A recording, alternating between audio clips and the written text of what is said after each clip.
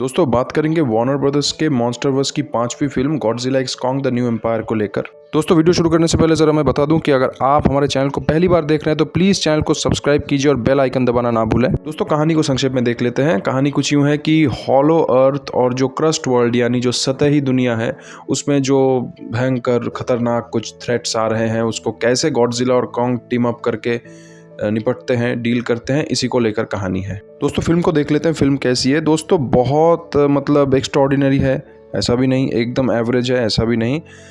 आम तौर पे अगर आप ये बात बोलें कि एक मॉन्स्टर फिल्म को एक हद तक अच्छी क्वालिटी में अगर बनाई जाए तो ये फिल्म काफ़ी हद तक वैसी ही है। दोस्तों फिल्म के टोन की बात करें तो ओवरऑल फिल्म टोन जो है वो लाइट है और कुछ जगहों पे वही कॉमेडी वगैरह देकर थोड़ी लाइटनेस और ज़्यादा लाइटनेस क्रिएट करने की कोशिश की गई है। लेकिन अच्छी बात यह है जिन जिन सीन्स में सीरियसनेस की ज़रूरत है उनमें भरपूर मात्रा में सीरियसनेस है। ऐसा नहीं है कि वो लाइट करने के चक्कर में एकदम चीप बना दी हो फिल्म को। दोस्तों इस मॉन्स्टरवर्स की जो ये 5वीं फिल्म है ये पूरी तरह से मॉन्स्टर्स पर्सपेक्टिव में जा चुकी है।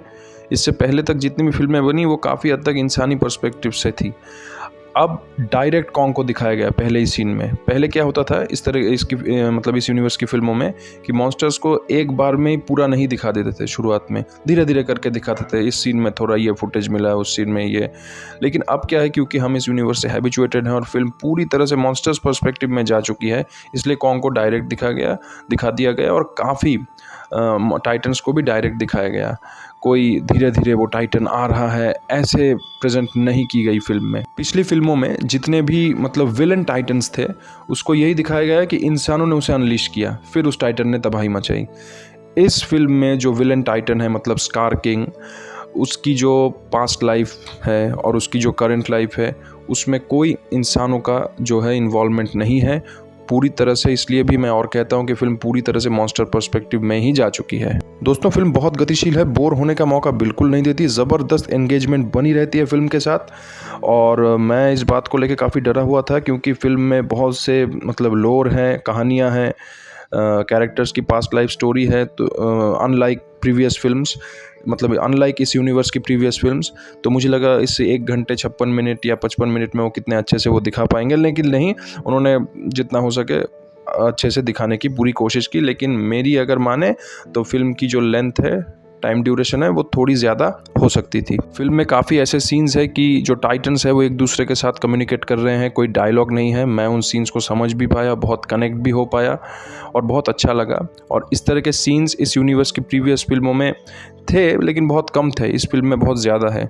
तो ये जो चीज़ है वो बहुत अच्छी लगी मुझे फिल्म में। दोस्तों फिल्म का जो विलन है स्कार किंग, उसका जो चलना फिरना है, उसकी जो एंट्री सीन है, उसका जो हाव भाव है, उसके जो बॉडी मूवमेंट्स है, उसके जो एक्सप्रेशंस है वो ज़बरदस्त है। तो बहुत कनेक्टेड हुआ, मज़ा आ गया। दोस्तों हॉलो अर्थ में गर्व के साथ इस फिल्म में एक बहुत ही एडवांस्ड ह्यूमन सिविलाइजेशन को दिखाई गई है और ये बात मुझे काफ़ी पसंद है क्योंकि हॉलीवुड में इस तरह की जो polytheistic nature based origin civilisation है इसको बहुत नेगेटिव लाइट में डेविल वर्शिपर इस तरह से वो लोग प्रेजेंट करते हैं।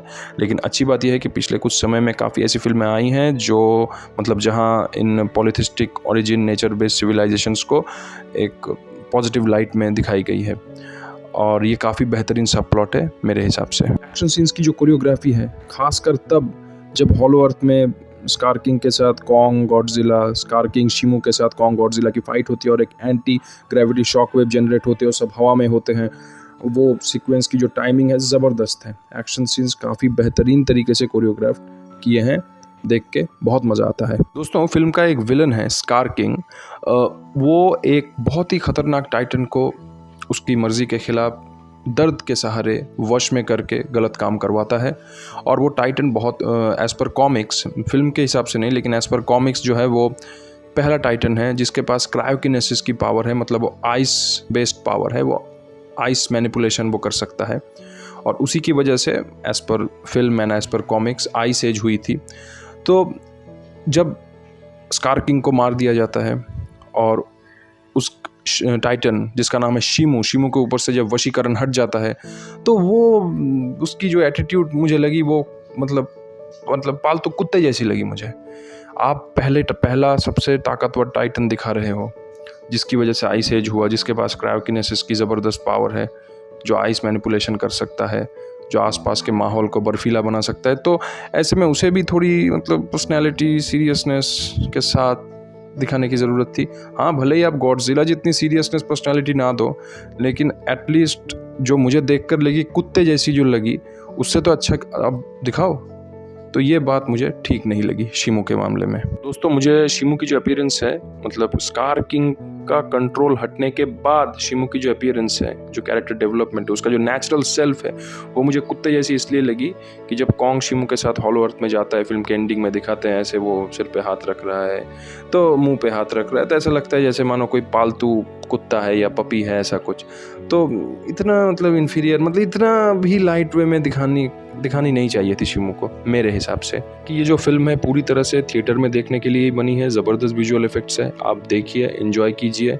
फिल्म में जो काफ़ी सीन्स हैं ऐसे ओवरऑल देखते वक्त, जो आपकी जो एड्रेनलिन रश वो काफ़ी बेहतरीन होंगी, आप एक्साइटेड होंगे। तो काफ़ी कुछ कमियां हैं, कुछ अच्छाई है, भले ही एक्स्ट्राऑर्डिनरी नहीं है, लेकिन एवरेज तो बिल्कुल नहीं है। बिल्कुल जाइए, एंजॉय कीजिए, देखिए। दोस्तों, यही था आज का रिव्यू। मिलता है किसी नए वीडियो में, तब तक के लिए स्वस्थ रहें, खुश रहें और अबॉर रहें।